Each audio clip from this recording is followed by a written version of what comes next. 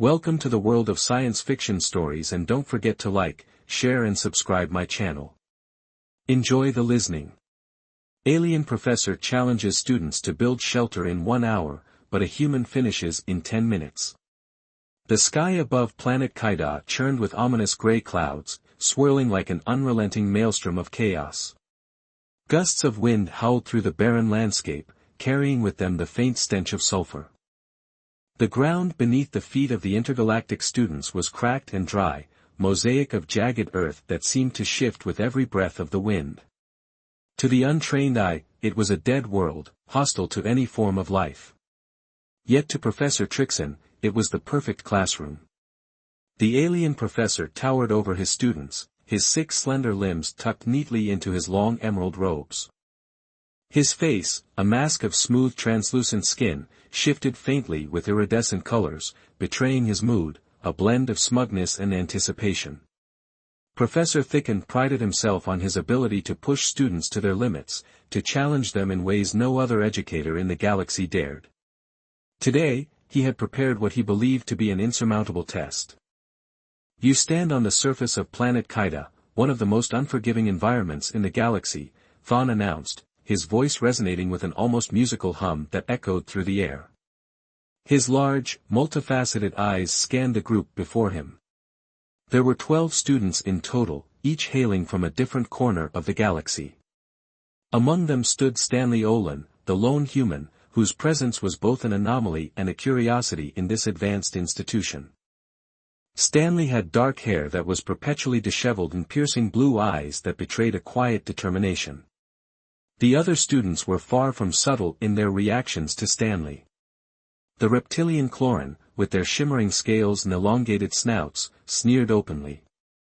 The insectoid Zarian clicked their mandibles in what was unmistakably disdain. Even the metallic XYN, whose faces were emotionless metal plates, seemed to radiate a quiet derision through their glowing optical sensors. Humans were rare in this academy, and their reputation for being primitive was well known. Professor Thicken raised one of his thin, almost skeletal arms, pointing toward the horizon. Your task is simple: construct a shelter that can withstand the imminent storm. You have 1 hour. Let me remind you that this is no ordinary storm. The winds will reach speeds of up to 300 kilometers per hour, and the rain is highly acidic. Any miscalculation, any weakness in your design, and your structure will fail. No species has ever completed this task in under an hour. He paused, letting his words sink in. The professor's glowing eyes rested briefly on Stanley, his lipless mouth curling slightly in what could only be described as a smirk. I do not expect all of you to succeed. In fact, I am certain that some of you will fail spectacularly. The implication was clear. Stanley, standing at the edge of the group, felt the weight of those words pressing on him. The students began unpacking their equipment.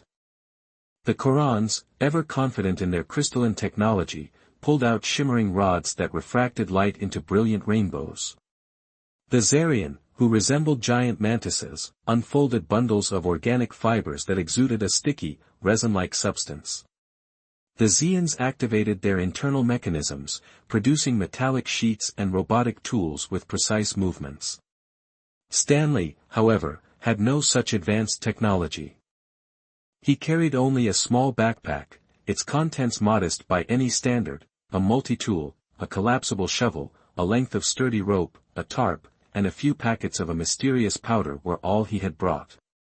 As he unzipped the bag and examined his supplies, he couldn't help but feel the eyes of his classmates boring into him. Pathetic, one of the Cloran hissed, his forked tongue flicking out as he spoke. Does he plan to dig himself a hole and hide in it?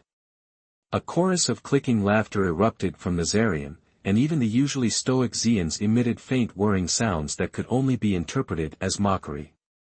Stanley ignored them, focusing instead on the terrain.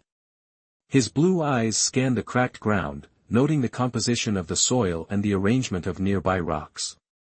He crouched down, scooping up a handful of dirt and rubbed it between his fingers.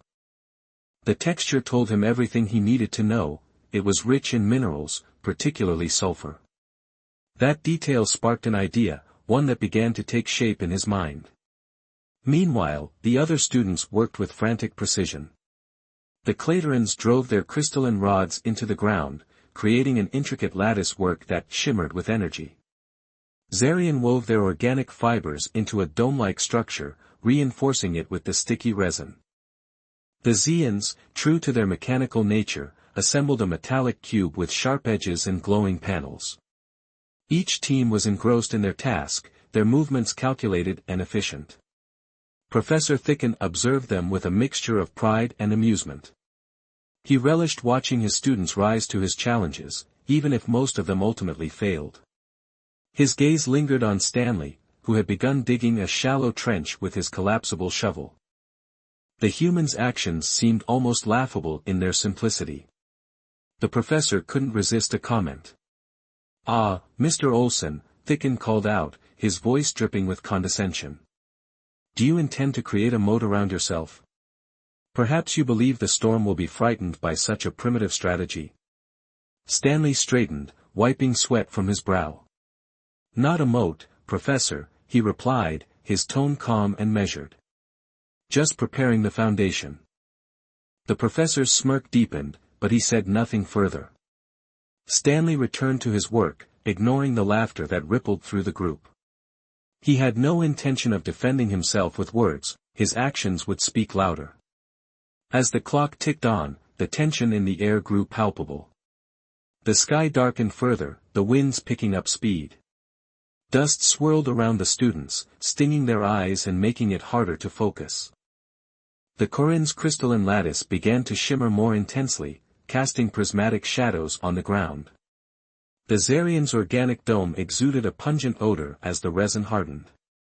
The Zakarian's metallic cube emitted a low hum, its energy field stabilizing. Stanley, on the other hand, worked methodically. He mixed the sulfur-rich soil with the mysterious powder from his backpack, creating a thick, paste-like substance. Using the rope, he secured the tarp over the trench, forming a triangular structure that was both aerodynamic and sturdy. He anchored the corners with heavy rocks, ensuring that the shelter would hold against the wind. It was a simple design, but every element had been carefully calculated. The other students couldn't resist sneaking glances at Stanley's progress.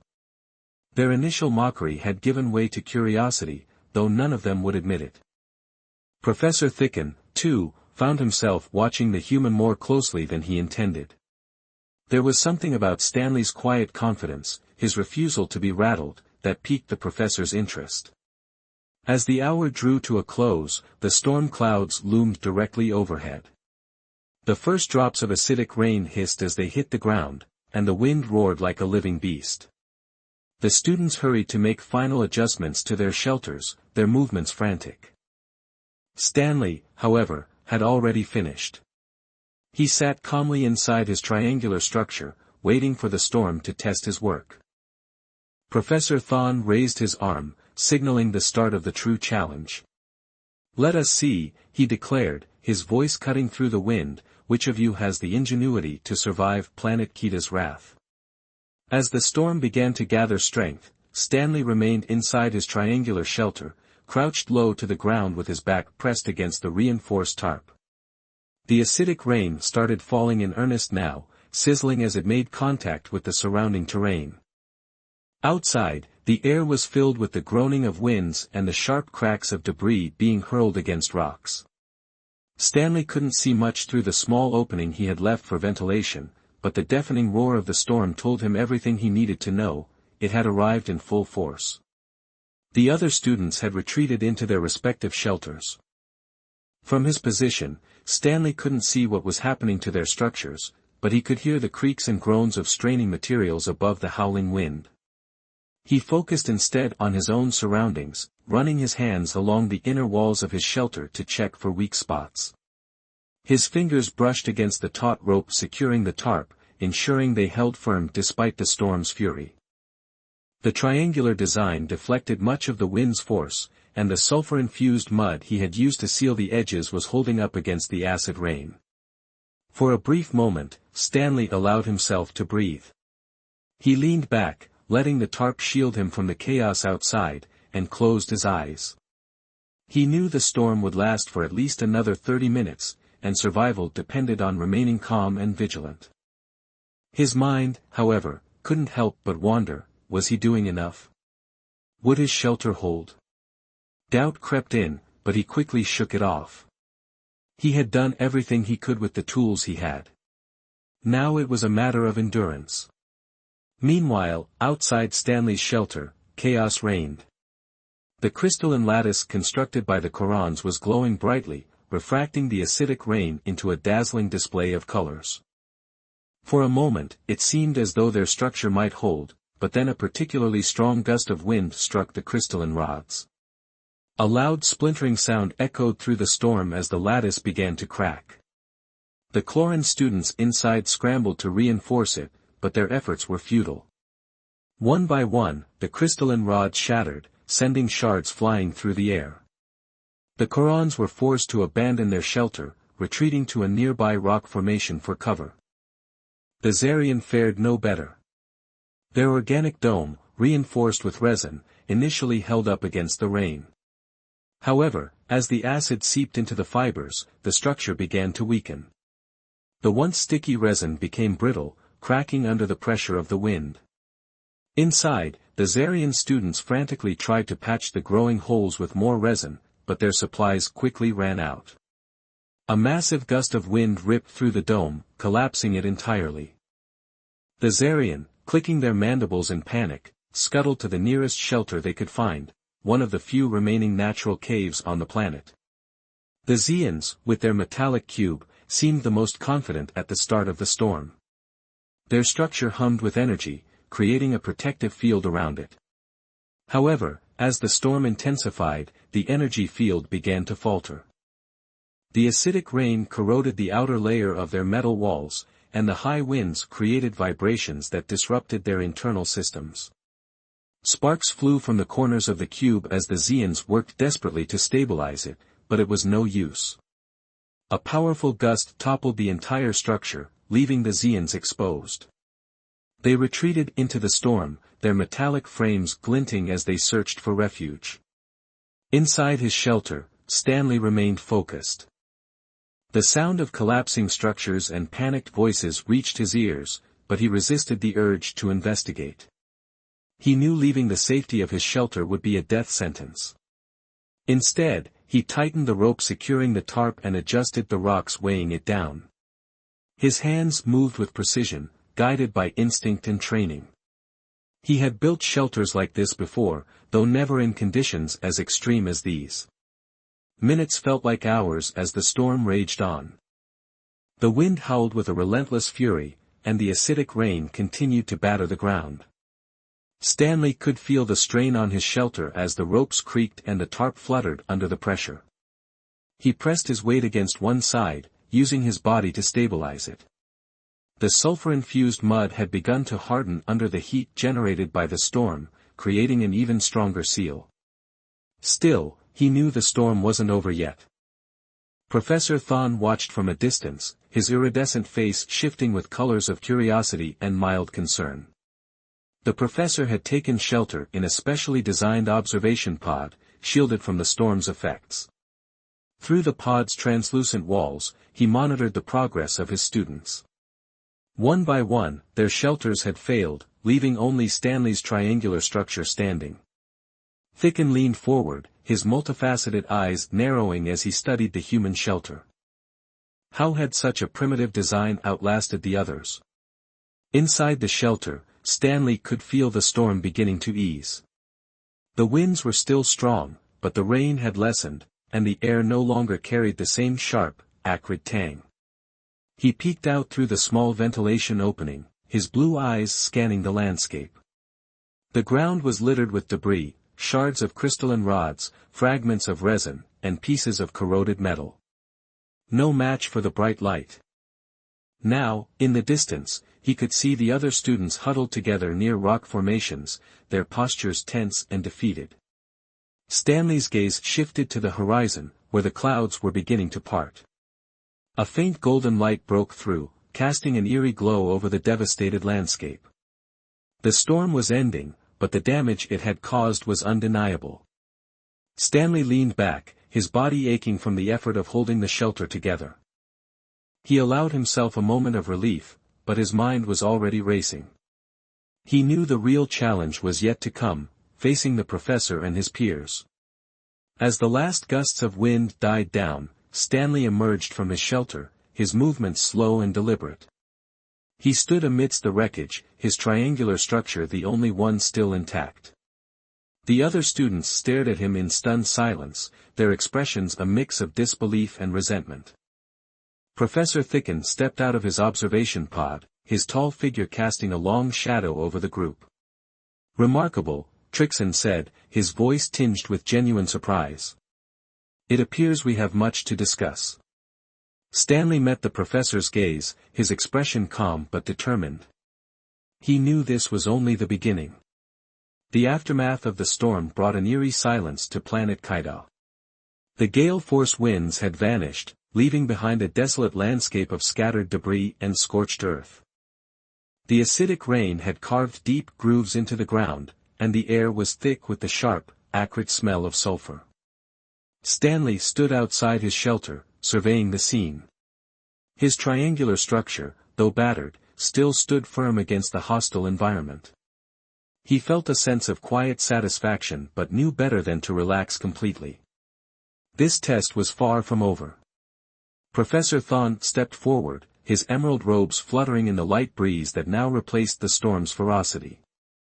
His translucent skin shimmered with faint hues of gold and green, reflecting his curiosity and calculated judgment. He approached Stanley with slow, deliberate steps, his multifaceted eyes studying the human shelter. The other students, still shaken from their failed attempts, gathered around in silence. Their expressions ranged from disbelief to resentment, but no one spoke. "Mr. Olson," Trixon began, his melodic voice carrying a hint of grudging respect, "it appears your primitive approach has achieved what advanced technology could not. I must admit, I underestimated you." Stanley met the professor's gaze, his blue eyes steady. "Sometimes it's not about the tools," he replied. "It's about understanding the environment and working with what you have." Dixon's expression shifted slightly, his iridescent face darkening to a muted shade of blue, a sign of contemplation. He gestured toward the shelter. "Explain your design." Stanley stepped forward, his hands moving as he spoke. The key was simplicity. The triangular shape deflects wind, reducing the force applied to the structure. The sulfur in the soil, mixed with my binding agent, created a heat-resistant seal that protected against the acid rain. The tarp provided flexibility and durability, and the rocks anchored everything in place. Every element was chosen to work with the environment, not against it. The professor nodded slowly, his gaze lingering on the shelter. "Fascinating. Your design demonstrates a level of ingenuity and adaptability that is rare among students here."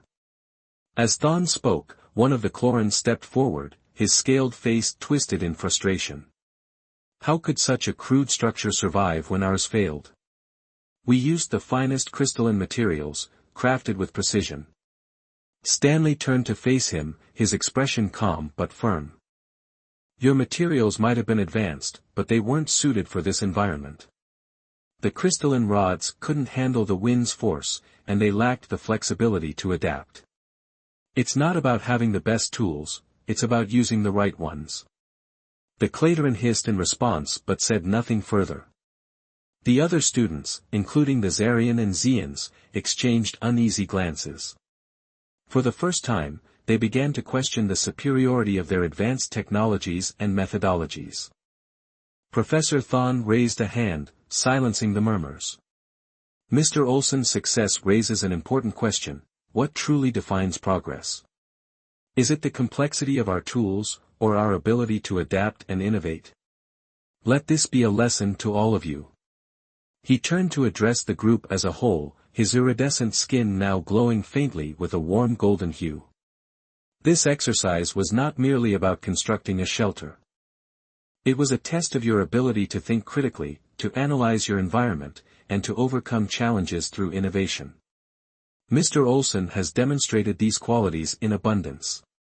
The students remained silent, their expressions a mixture of grudging respect and lingering resentment. Stanley, however, felt no need for validation. He had proven himself not just to the professor and his peers, but to himself as well. Trixon gestured for the group to follow him. "Come, the next phase of our lesson awaits." The students exchanged uneasy glances but obeyed. Stanley lingered for a moment, glancing back at his shelter before joining the group. He had a feeling that whatever came next would be even more challenging. The professor led them to a nearby ridge overlooking a vast canyon. The terrain below was unlike anything Stanley had ever seen. Sharp, jagged rocks jutted out from the canyon walls, and the ground was covered in a shimmering, metallic substance that reflected the sunlight in dazzling patterns. In the distance, strange insect-like creatures scurried across the landscape, their movements quick and erratic. "This," Thon announced, spreading his arms, "is your next challenge. The canyon is home to a rare mineral known as kyanite. It is a highly valuable resource used in the construction of advanced energy systems. Your task is to retrieve a sample of kyanite and return here. You have 3 hours." The students looked at each other, their expressions ranging from excitement to trepidation. Stanley studied the canyon carefully, noting the dangerous terrain and the presence of the insect-like creatures. He knew this task would be far more dangerous than the shelter-building exercise. "The creatures you see are Kaida swarmas," Thon continued.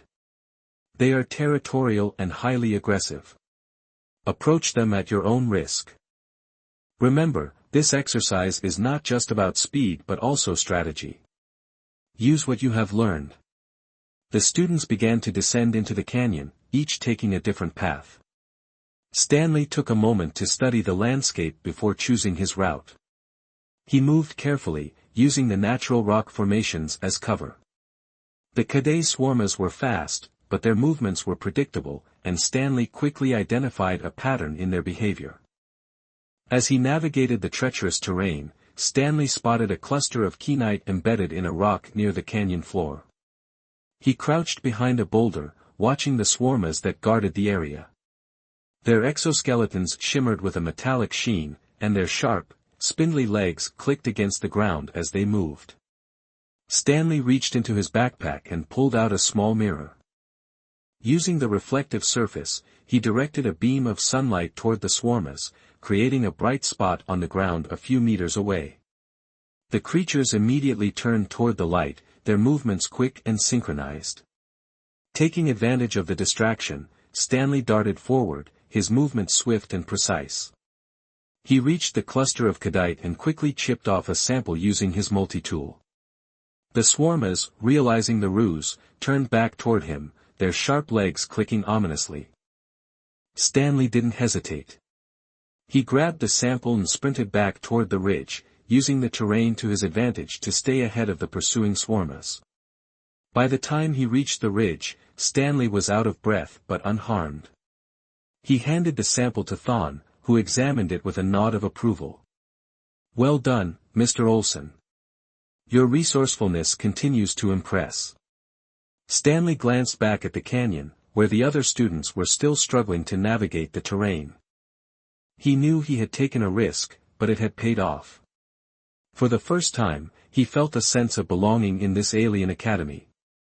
As the sun began to set over planet Kaida, Stanley stood at the ridge, watching the others make their way back. The challenges were far from over, but he was ready for whatever came next. As the golden light of planet Kaida's setting sun bathed the jagged landscape, the students who had returned from the canyon stood in a tense semicircle near Professor Thicken. Most were visibly shaken, their clothes and armor scratched from the sharp rocks, and their expressions shadowed by exhaustion.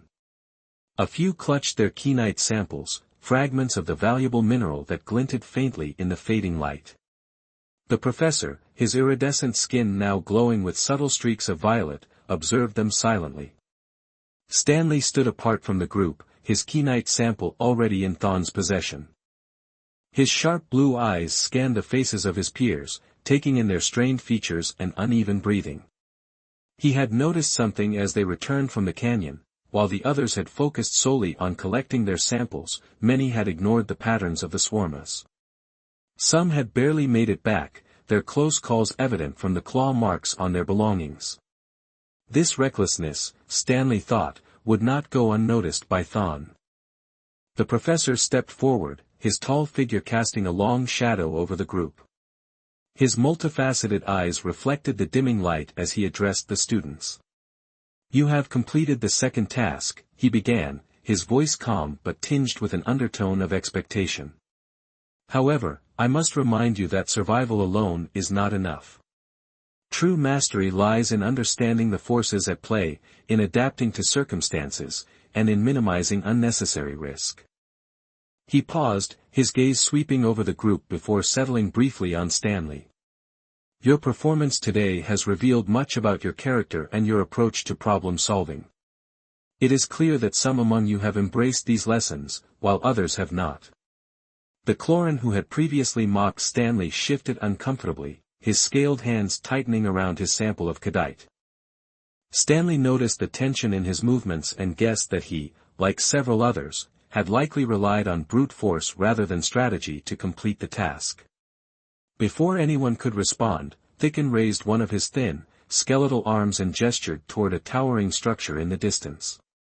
The building was unlike any Stanley had seen before. It was a massive spire made of dark, reflective material that seemed to pulse faintly with an inner light. The structure loomed over the landscape like a monolithic sentinel, its surface smooth and unbroken except for faint glowing lines that spiraled up its length. "This," Thon announced, "is the Spire of Resonance. It is a relic of an ancient civilization that once thrived on planet Kaida. Your final task will take place within its walls." A murmur rippled through the group. The spire's imposing presence seemed to unsettle even the most confident students. Stanley's mind raced as he considered the implications of Thon's words. What kind of challenge awaited them inside such a structure, and what did the professor mean by resonance? Trixon turned to face the group, his expression unreadable. "You will each enter the spire alone. Inside, you will face a series of trials designed to test your adaptability, your resourcefulness, and your ability to think under pressure. The nature of these trials will vary for each of you.